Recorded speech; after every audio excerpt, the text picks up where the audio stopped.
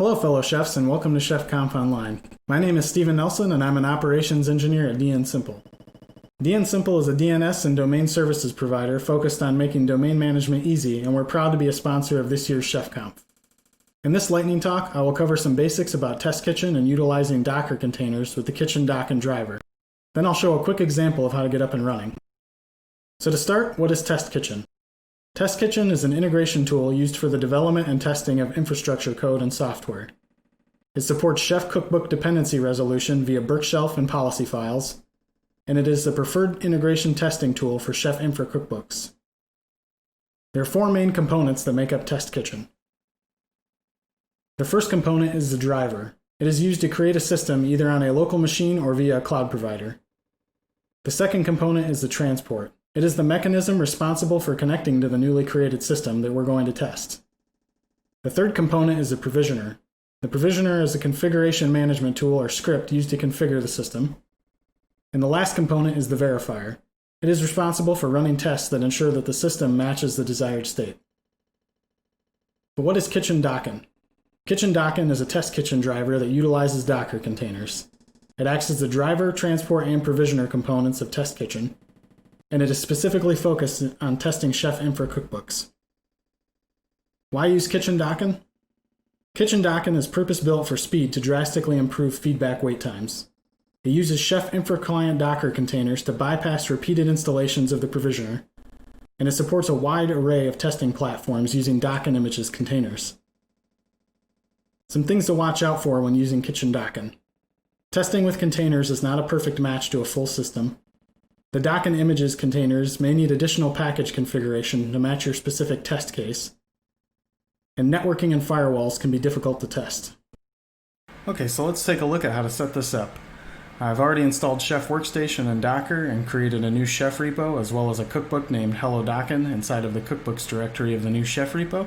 Let's take a look at the kitchen YAML file inside of the Hello Dockin cookbook. So I've updated the driver, transport, and provisioner directives and set the name to Dockin, and I've left the verifier as the default set to inspec. Under platforms, I've added the driver directive and set the image to use Dockin images container for Ubuntu 18.04, and I've set the PID1 command to bin systemd and used the privilege directive set to true to give the container privilege access, which is required to run systemd. The last directive is intermediate instructions, and it supports any valid Docker instructions such as run or volumes. And this is where you can configure additional packages that may be required in your specific test case. Finally, I've left the default suite configuration referencing inspect tests inside of test integration default. Now let's take a look at the default recipe. So I've set up a simple recipe here that installs the Nginx package and then enables and starts the Nginx service. Next, inside of test integration default test, I've set up a simple test that verifies that the Nginx service is installed, enabled, and running. Now let's take a look at some kitchen output.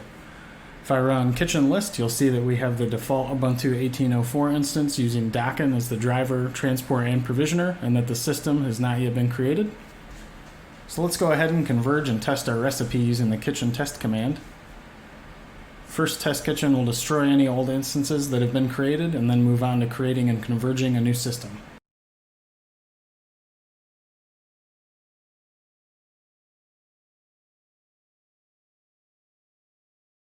Next, the Chef client will start as the provisioner, and we can see that the Nginx package is being installed and that the service is enabled and started.